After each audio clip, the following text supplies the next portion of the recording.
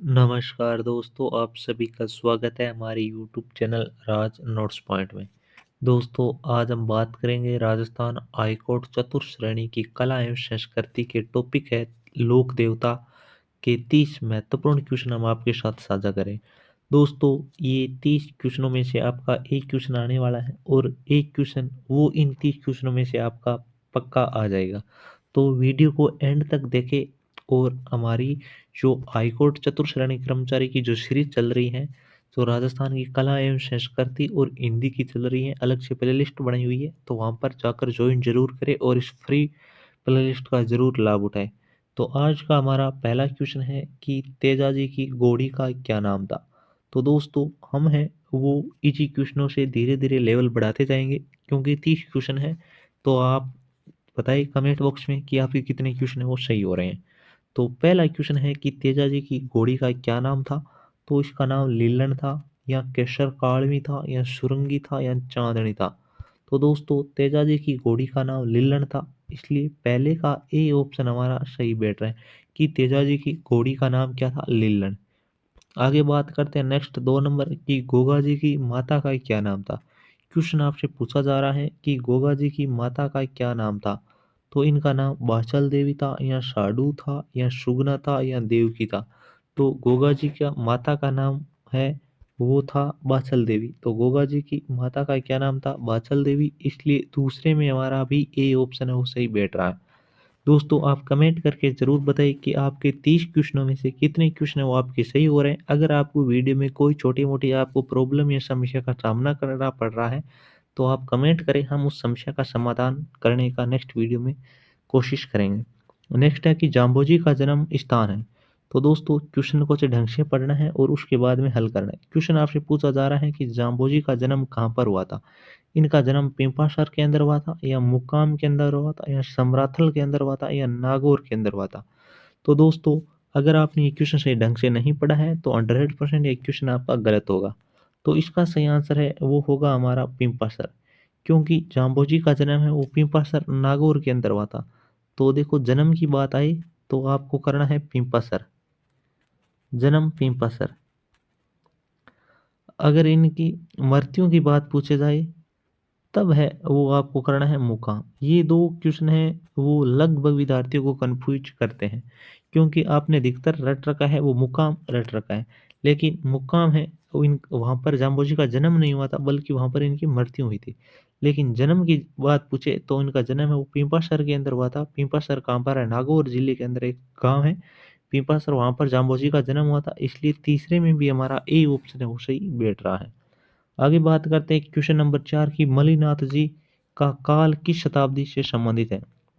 कि मल्लिनाथ जी का काल है वो किस शताब्दी से संबंधित है, चौथा हमारा क्वेश्चन है। तो ये 12वीं शताब्दी है, या 13वीं शताब्दी है, या 14वीं शताब्दी है, या 15वीं शताब्दी है।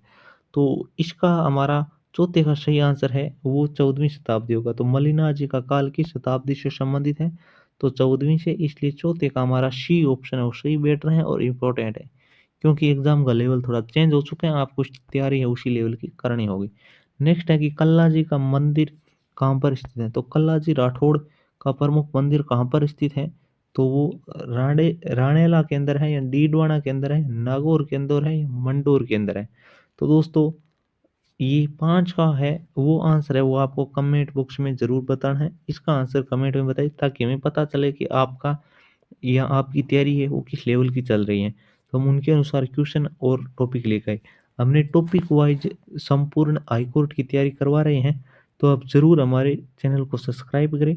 वहाँ पर आपको संपूर्ण तैयारी है वो एकदम निःशुल्क करवाई जाएगी, शुरू से एंड तक, जीरो लेवल से लेकर एंड तक, यानी हाई लेवल की तैयारी भी आपको करवाई जाएगी। नेक्स्ट है कि बाबूजी की घोड़ी का क्या नाम था। दोस्तों, क्वेश्चन पूछा जा रहा है कि बाबूजी की घोड़ी का क्या नाम था। तो बाबूजी की घोड़ी लीलन थी, या कैसर कालवी थी, या पद्मा थी, या चांदनी थी। और पहले हमने पूछा, पहले 1 नंबर पे हमारा क्वेश्चन था कि तेजा जी का घोड़ी का क्या नाम था, वहां पर तो था लीलन, क्योंकि तेजा जी की घोड़ी का नाम लीलन था। अब क्वेश्चन आपसे पूछा जा रहा है बाबूजी की घोड़ी का क्या नाम था। तो दोस्तों, बाबूजी की घोड़ी है इनका क्या नाम था, तो इनका भी आंसर आपको कमेंट में जरूर बताना है। चलो मैं ही बता देता हूँ, बाबूजी की घोड़ी है उनका नाम है वो केसर कालवी था। तो बाबूजी की घोड़ी क्या सी थी, केसर कालवी। तो बाबू जी की घोड़ी है वो केसर कालमी थी। नेक्स्ट है देव नारायण जी को किसका अवतार माना जाता है। क्वेश्चन नंबर 7 है कि देव नारायण जी को किसका अवतार माना जाता है। तो देव नारायण जी शिव को अवतार माना जाता है, या विष्णु का, या सूर्य का, या ब्रह्मा का। तो देव नारायण जी को किसका अवतार माना जाता है। इंपॉर्टेंट क्वेश्चन है। ये क्वेश्चन पिछले सेकंड ग्रेड में पूछा भी गया था और अब आपको वापस है वो हाई कोर्ट के अंदर पूछा जा सकता है। तो देव नारायण जी को किसका अवतार माना जाता है। तो देव नारायण जी को है वो भगवान विष्णु का अवतार माना जाता है। इसलिए साथ में हमारा बी ऑप्शन है वो सही बैठ रहा है। तो देव नारायण जी को किसका अवतार माना जाता है। तो भगवान विष्णु का। नेक्स्ट क्वेश्चन है कि रामदेव जी को किस नाम से भी जाना जाता है। कि रामदेव जी को अन्य किस नाम से जाना जाता है। गोगा पीर के नाम से, या रामशाह पीर के नाम से, या तेजा पीर के नाम से, या बाबू पीर के नाम। तो रामदेव जी को किस अन्य नाम से भी जाना जाता है, ये क्वेश्चन आपसे पूछा जा रहा है। तो दोस्तों इसका सही आंसर होगा रामदेव जी को रामशाह पीर भी कहा जाता है। इसलिए 8 में हमारा बी ऑप्शन है वो सही बैठ रहा है। नेक्स्ट क्वेश्चन है कि तेजा जी का संबंध किस गोत्र से था। तो दोस्तों तेजा जी का संबंध है वो किस गोत्र से था। तो नाग गोत्र से था, या धोलिया गोत्र से था, या जाट धोलिया गोत्र से था, या राठौड़ से संबंधित था। तो 9 नंबर में हमारा सी ऑप्शन सही है। तो तेजा जी का जाट धोलिया संबंध था। क्योंकि यहाँ पर अगर सी ऑप्शन नहीं दिया हुआ था तो आप बी ऑप्शन कर सकते थे, लेकिन यहाँ पर सी ऑप्शन दिया गया है तो इनमें से जो उपयुक्त होता है वो आपको आंसर करना होता है। इसलिए 9 में हमारा सी ऑप्शन है वो सही बैठ रहा है। नेक्स्ट करते हैं 10 नंबर की गोगा जी का प्रतीक चिन्ह है। तो दोस्तों 10 नंबर में गोगा जी का प्रतीक चिन्ह है वो नाग देवता है। तो इसलिए 10 में हमारा बी ऑप्शन है वो सही बैठ रहा है। नेक्स्ट बात करते हैं कि जाम्बोजी का निर्वाण स्थल कौन सा है। तो दोस्तों जाम्बोजी का निर्वाण स्थल पूछा जा रहा है, और अब अगर क्वेश्चन आपने गलत पढ़ लिया तो आपका क्वेश्चन सही होने की संभावना बहुत कम हो जाएगी। अगर आपने सही ढंग से पढ़ा है तो आप ये क्वेश्चन अच्छे ढंग से हल कर सकते हो, क्योंकि हमने पहले ही क्वेश्चन के बारे में बता रखा है। तो समराथल दौरा होगा, या पिंपासर होगा, या मुकाम होगा, या फिर तिलवाड़ा होगा। तो दोस्तों मैंने पहले ही बात कर ली थी कि जाम्बोजी का निर्वाण है वो मुकाम बीकानेर के अंदर हुआ था, जबकि इनका जन्म है वो पिंपासर के अंदर हुआ था। इसलिए 11 में हमारा सी ऑप्शन है वो सही बैठ रहा है। नेक्स्ट बात करते हैं कि धन्नाजी का संबंध किस जाति से था। इंपॉर्टेंट क्वेश्चन है दोस्तों। धन्नाजी का संबंध है वो किस जाति से था। आप कमेंट करके जरूर बताइए कि आपके 30 में से कितने क्वेश्चन है वो सही हो रहे हैं। तो जाट से था, या ब्राह्मण से था, या क्षत्रिय से था, या वैश्य से था। तो जन्नाजी है वो एक जाट कुल से संबंधित थे। इसलिए 12 में हमारा ए ऑप्शन है वो सही बैठ रहा है। नेक्स्ट बात करते हैं 13 की पिंपा जी किस संत के शिष्य थे। तो पिंपा जी किस संत के शिष्य थे। तो पिंपा जी हैं वो कबीर के थे, या रामानंद के थे, या नामदेव के थे, या रविदास के थे। अच्छा क्वेश्चन है। तो इसका सही होगा रामानंद की। संत पिंपा जी के गुरु का क्या नाम था। तो रामानंदी सा। इसलिए हमारा 13 में बी ऑप्शन है वो सही बैठ रहा है। नेक्स्ट बात करते हैं 14 नंबर की मलिनाथ जी का मेला कहाँ लगता है। तो दोस्तों मलिनाथ जी का मेला है वो तिलवाड़ा के अंदर लगता है। इसलिए 14 का हमारा ए ऑप्शन है वो सही हो जाएगा। नेक्स्ट बात करते हैं कि बाबू जी का वंश था। ये सेकंड ग्रेड के अंदर फिलहाल ही पूछा गया है, इसलिए इंपॉर्टेंट है, क्योंकि हाईकोर्ट के अंदर ये वापस रिपीट हो सकता है। तो बाबू जी का वंश चौहान वंश है, या परमार वंश है, या राठौड़ वंश है, या गुर्जर वंश है। तो 15 नंबर में हमारा सी ऑप्शन सही हो गएगा। बाबू जी राठौड़ वंश है। चौहान मत कर देना दोस्तों, चौहान करोगे तो आपका क्वेश्चन गलत हो सकता है। इसलिए सही आंसर है वो राठौड़ वंश से संबंधित होगा। तो 15 में हमारा सी ऑप्शन है वो सही बैठ रहा है। आगे बात करते हैं 16 नंबर।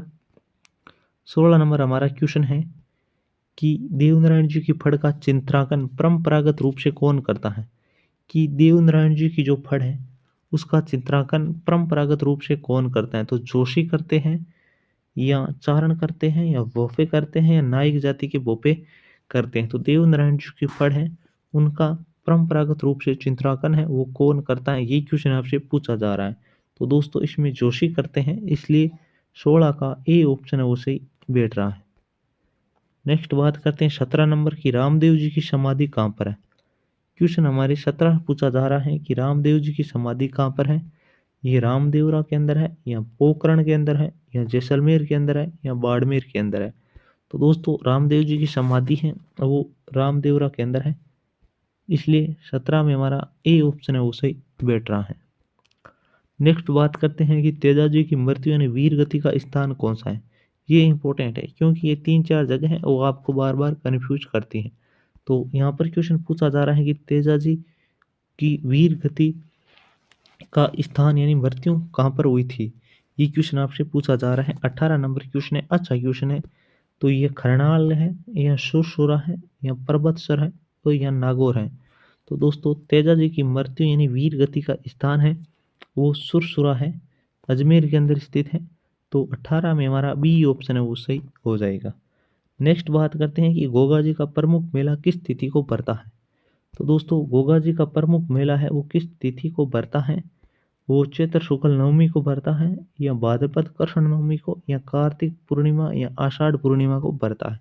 क्वेश्चन पूछा जा रहा है कि गोगा जी का मेला प्रमुख मेला है वो किस तिथि को भरता है। तो दोस्तों इसका सही आंसर होगा भाद्रपद कृष्ण नवमी को भरता है, इसलिए 19 में हमारा बी ऑप्शन है वो सही हो जाएगा। और साथ में इंपॉर्टेंट लगा लेना दोस्तों, यहीं से क्वेश्चन छपेंगे एग्जाम के अंदर। हमने टॉपिक वाइज है वो संपूर्ण हाईकोर्ट की हम आपको तैयारी करवाएगी, इसलिए चैनल को जरूर ज्वाइन करें। नेक्स्ट हमारा क्वेश्चन है कि जाम्बोजी ने विष्णु संप्रदाय की स्थापना किस वर्ष की थी। दोस्तों इंपॉर्टेंट लगा लेना, ये क्वेश्चन है वो फर्स्ट ग्रेड और थर्ड ग्रेड दोनों के अंदर पूछा गया है। रीट के अंदर भी पूछा गया था और फर्स्ट ग्रेड के अंदर भी पूछा गया था, और ये क्वेश्चन वापिस रिपीट भी हो सकता है। तो जाम्बोजी ने विष्णु संप्रदाय की स्थापना किस वर्ष की थी, 1985 के अंदर या 1508 के अंदर या 1526 के अंदर या 1540 के अंदर।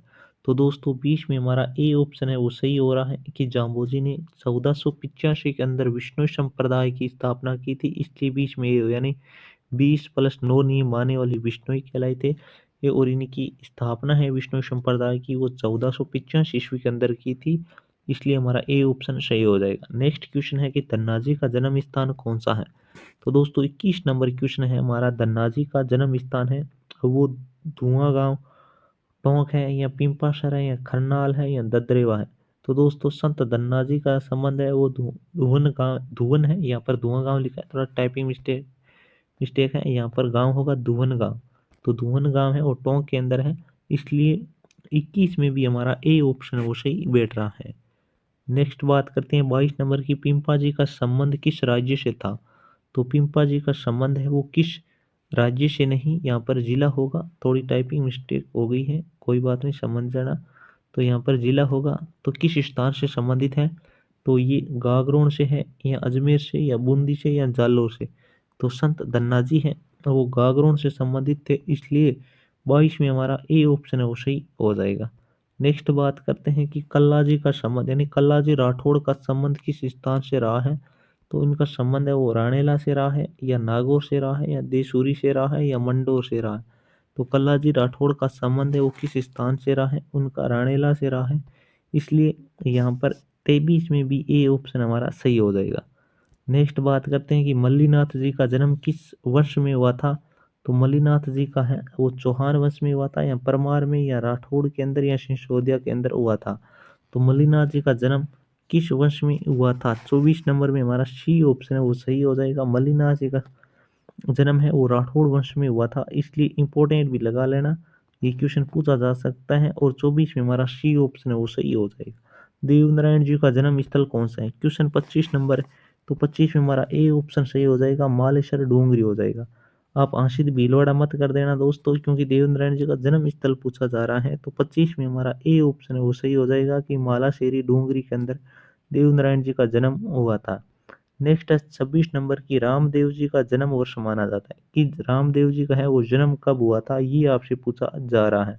तो रामदेव जी का जन्म है वो 1352 में हुआ था या 1385 में या 1409 में या 1459 के अंदर।